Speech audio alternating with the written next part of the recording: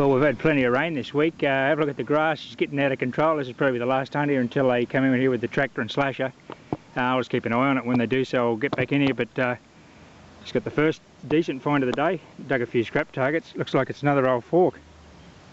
A silver fork with the long prongs. Maybe another one of those electroplated nickel silver ones. This one looks really silvery. Oh, it's got a hallmark. That actually might be silver, that one. Oh, it's good. It's not far from that other fork I got last weekend, so there you go, more cutlery. This could have been a mess hall, it could have been, I've got no idea, but anyway, we're still getting good targets out here, so we'll just keep going and we'll move on to the next one if we can get around this long grass. Alright, back shortly.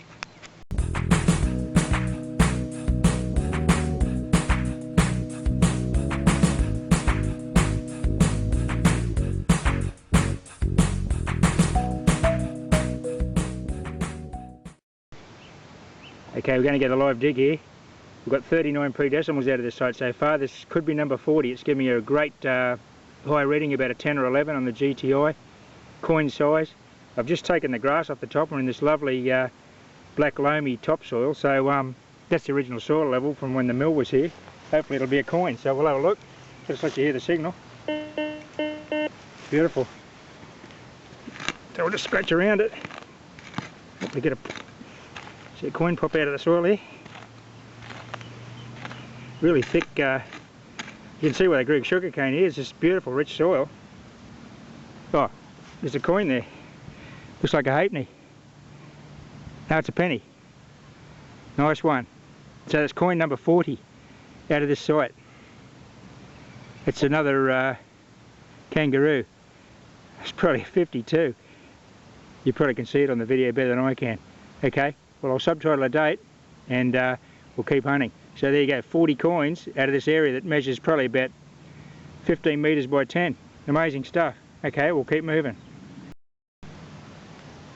Well, I'm still in this lovely rich loamy topsoil just from where I got that penny before. This one here, which I haven't dug out yet, is giving you another really good coin indication. So we'll see if we can see him come out live with these picks. Obviously you can't use them in parks. Well, you could, but you wouldn't be in there long. The idea is just to loosen up all the soil around the target. You don't actually dig on the pinpoint. Oh, there we go, look. Penny just fell out of the clump. Another one. Yet another bronze coin. That feels pretty thin. Oh, hey, hang on a minute. It's got some sort of disc with a hole in it. Not a penny at all.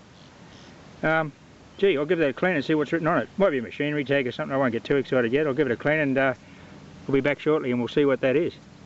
Okay, back in a minute with some ID on this thing. Well, here's that mysterious object that it's got. It's the same size and shape as a penny. That's the penny I got earlier on. That's a 49 actually. But it's got two holes drilled in it. It may be a punched out penny. I'm not sure. I can't see any detail on it. It might just be a blank copper disc or something. I don't know. But if I get any more information on it, I'll subtitle it. But otherwise, it's just a blank copper disc with two holes in it, which is really interesting. Anyway, on to the next target. Okay, back with more live action. Big ringtone here. Big bell tone there. It probably won't be very deep because it's the old black topsoil there.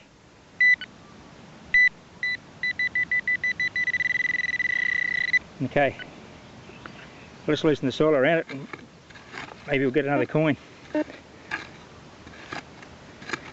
Who knows? Might be coin number 41.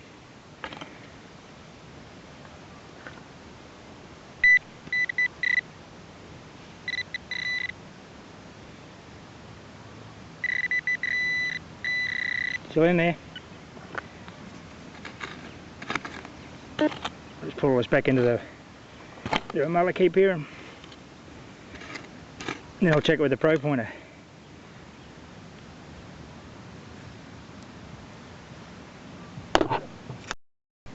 Well, I gave up on that live dig. It took me a while to pinpoint that one, but look, there we go. It's yet another penny. Beautiful. It's an Elizabeth there. I can see Queen Elizabeth on it. So that'll be a 1960s penny. I'll subtitle that one and move on. That's 41. Okay, keep going. Hey, check this out. It looks like I've got a steel ruler. Probably an engineer's ruler or something. Check it out. Oh, actually, the last two targets were welding rods.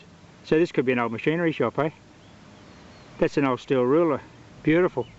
Oh, hopefully that's not too corroded. I might be able to... It'll be in inches, obviously. Won't be a metric one.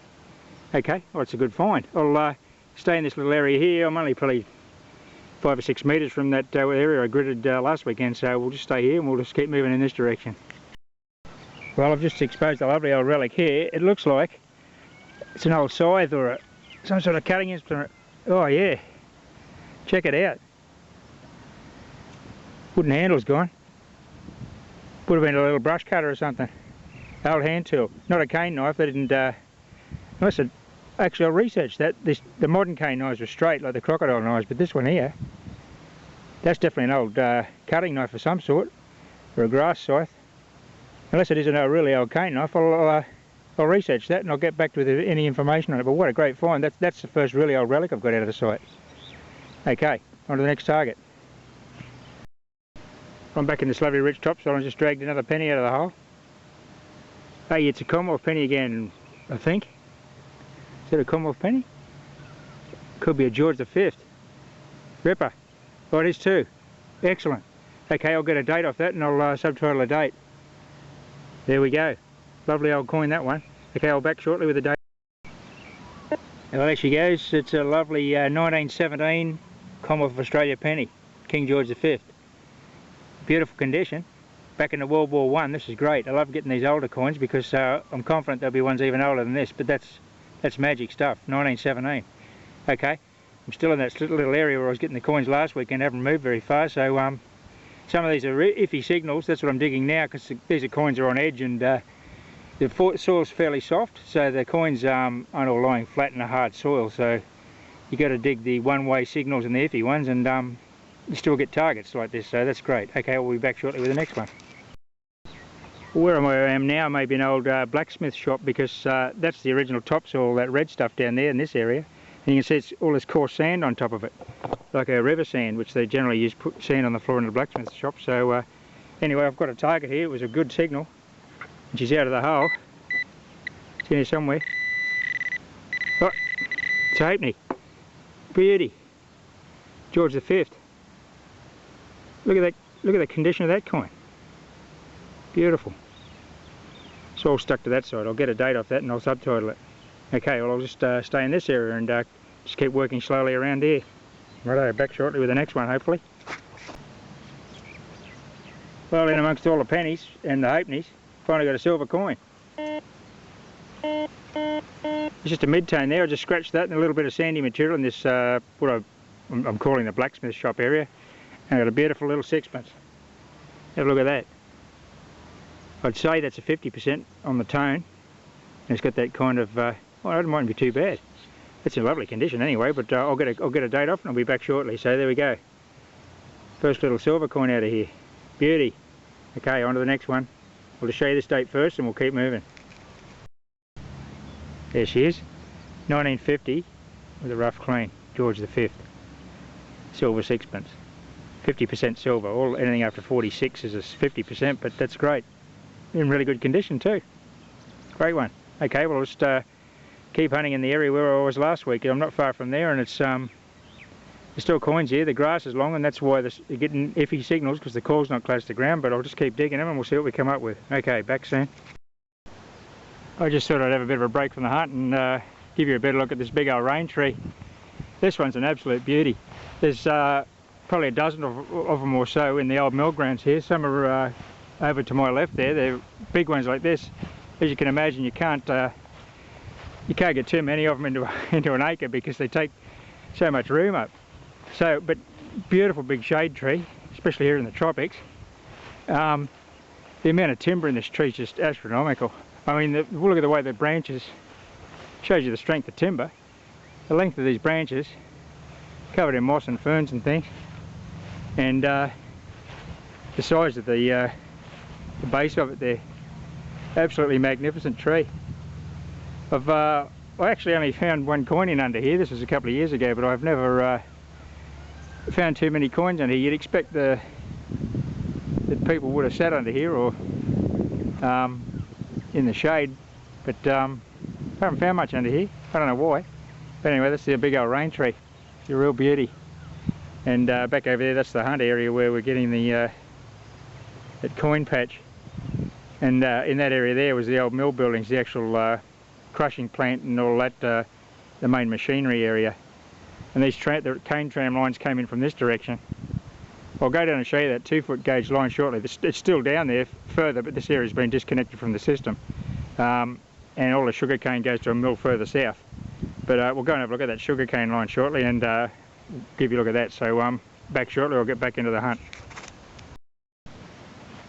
Another penny from the patch, KG6 by the look of it. Kangaroo. This is a king. Another lovely coin. And the date I will subtitle. Can't see it there, it's a bit dirty, but I'll clean it when I get home. Okay, keep moving.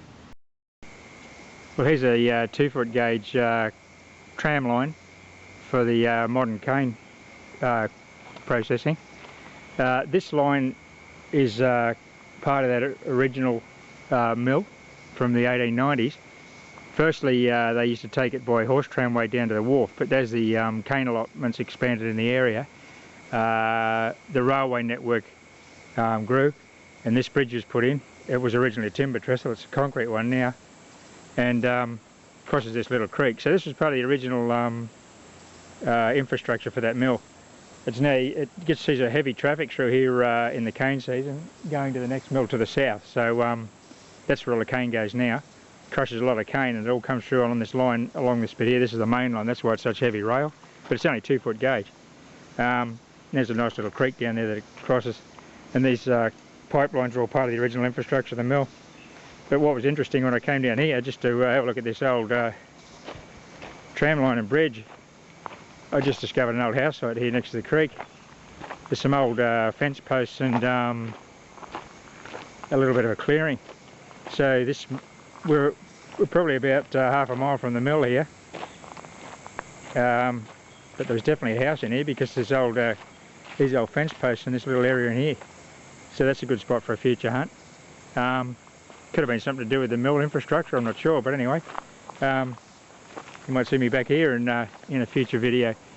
Well, anyway, that's our little our second little trip to the mill. Hope you enjoyed that, and happy hunting everyone, and I'll see you next time.